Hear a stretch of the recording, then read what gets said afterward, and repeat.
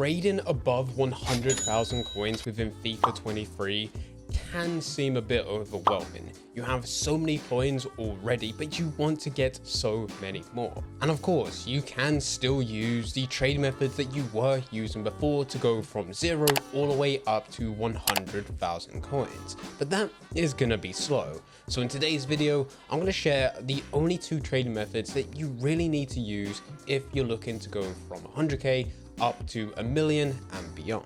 But before we do get into the video, this video is sponsored by SkyCoach. And this actually brings us on to the third way in which you can actually make coins quickly. This is by buying them.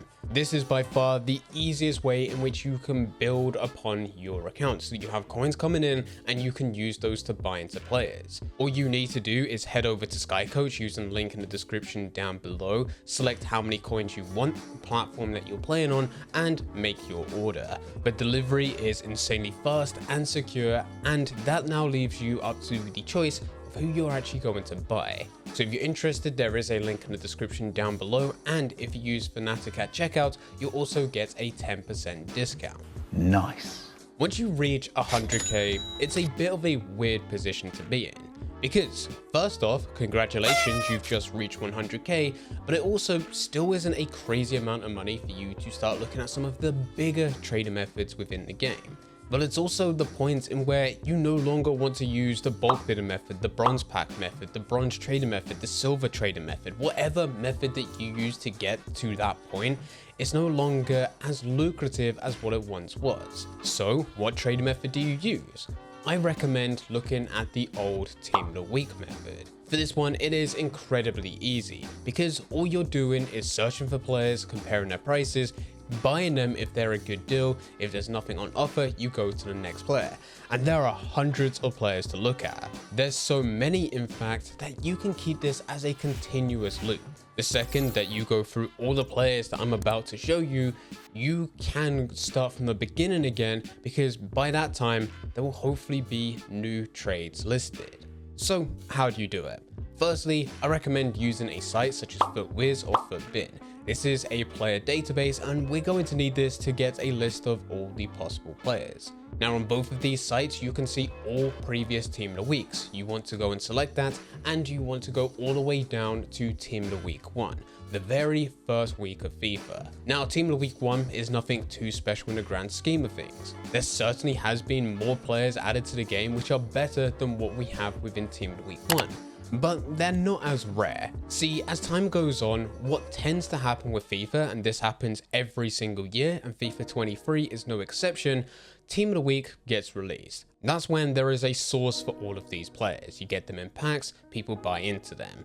As time passes, they are taken out of packs, and gradually over time, they get rarer and rarer on the market. This is because those that initially bought into them are no longer playing. Those players are now stuck in their club and there's no way to get them. There's people that end up discarding them. And of course, we can't forget, and the main reason why they get extremely rare is because people use them for SBCs. And because there is no source for these players, it's just a case of there being less and less as time goes on, making them slightly more expensive because the demand is still there, but supply is reducing. So once you go back to the first Team of the Week, there are a few players in there where even though they haven't got the highest rated card in the world, there's not that many of them. And that makes it extremely easy for you to compare each player's price. You can quickly type in their name, select Team of the Week, go across, and you'll be able to see which one is valued what. And more often than you think, there will be times where you'll find someone listed thousands of coins less than the second cheapest, allowing you to buy the cheapest, list it a few thousand coins more, but still making sure that you undercut the market so that yours is still the cheapest, and then list it back onto the transfer market. That way, if anyone is going to search for that type of player, you will be the cheapest. You're going to be the one that they're going for. Once they buy it, you will be able to make a decent amount of profit. Taking it a step further, there's times where there could be a price difference between 3 or 4. You may have 4 players listed, the most expensive one might be 30k, but the other 3 may be listed anywhere between 15 to 20k. You could buy all 3 of them, list them all slightly higher. I normally go and put them all at different prices, but they can all be higher than what they currently are. listed anywhere between 25 to say 28,000 coins. Yeah, again, you're still the cheapest, but now you're able to make a much larger amount of profit based on those free players than if you did just go and select the one. And you can do this going through every single team of the week, going from team of the week 1, once you complete that, team of the week 2, team of the week 3, and you want to keep doing this until players start to become common.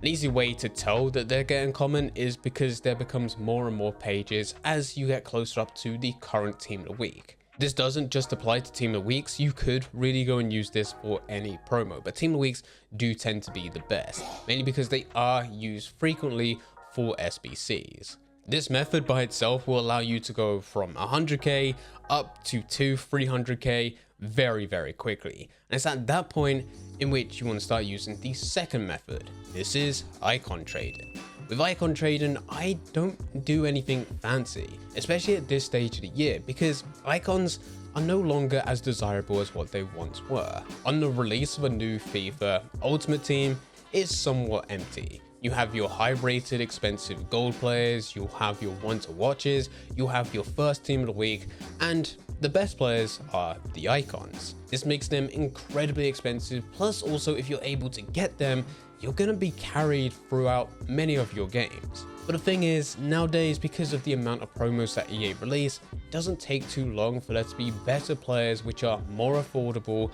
and will carry you much further through the games you're playing than icons themselves. And especially once we get into the later part of the year, they don't become as useful. Of course, there's still icons which are going to carry you massively, but for the most part, you're better off just looking elsewhere.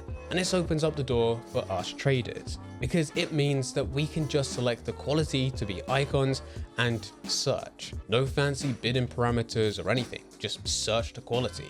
You'll go across each card until there is one with a bid on.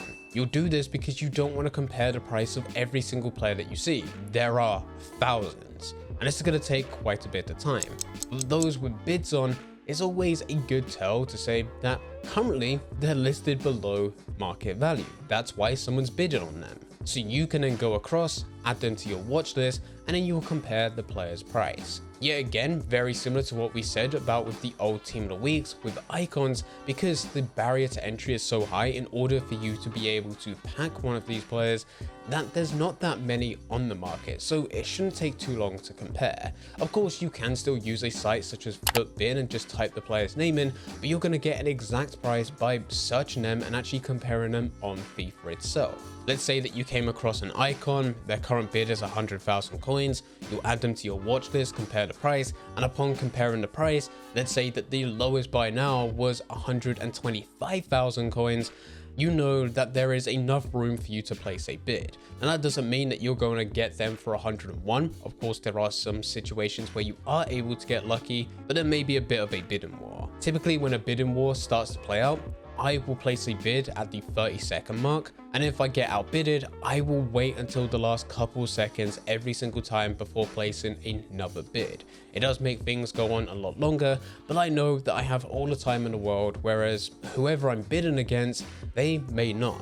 And if that's 30 seconds every single time I place a bid, eventually they're either going to go to their max price or they're just going to give up. With icon trading, you're not going to win every single trade, you'll probably win about 3 out of 10, which doesn't sound like too much. But you need to remember with these, you're going to be able to make a lot more profit per card. It's no longer you making a couple hundred coins as what you once were with bulk bidding or whatever method that you was using prior to go from 0 to 100k. Now you're able to make 5,000, 10,000, 20,000, maybe even more. This gets really lucrative once you do start having hundreds of thousands of coins per trade, where you can make a lot more coins. Now with both of the methods that I've spoken about, it's not just a case of using one and then moving on to the next. I use these in tandem. It's incredibly easy to find deals with the old team of the week, so typically to start things off, I'll spend time going through those and get as many trades as possible to list onto the transfer market. It's at that point in which I'll take some time, maybe 15, 20, 30 minutes, somewhere around there, to just bid on some icons, where I'm able to get a few deals, list those onto the transfer market, and that's pretty much me done for the day. The cool thing with both the old team of the week and icon trading methods is that you can list them for 12 hours overnight. In fact, it's recommended that you do so, because this is where most people forget to list their cards, and that reduces the amount of supply available, so you can actually increase the player prices ever so slightly. Maybe a couple hundred to 1,000 coins with team of the weeks, but with icons, it could be a couple thousand coins. And it just helps maximize profit whilst also increasing the chances of you being able to sell those players. But really, both of these are the only two trading methods that you really need to use above 100,000 coins. These together could make millions. If you do have any questions about anything, then please feel free to leave them in the comment section down below. Anyway guys, I hope you guys did enjoy it. If you did enjoy it, don't forget to leave a like and subscribe. But for now, I'm going. So see ya.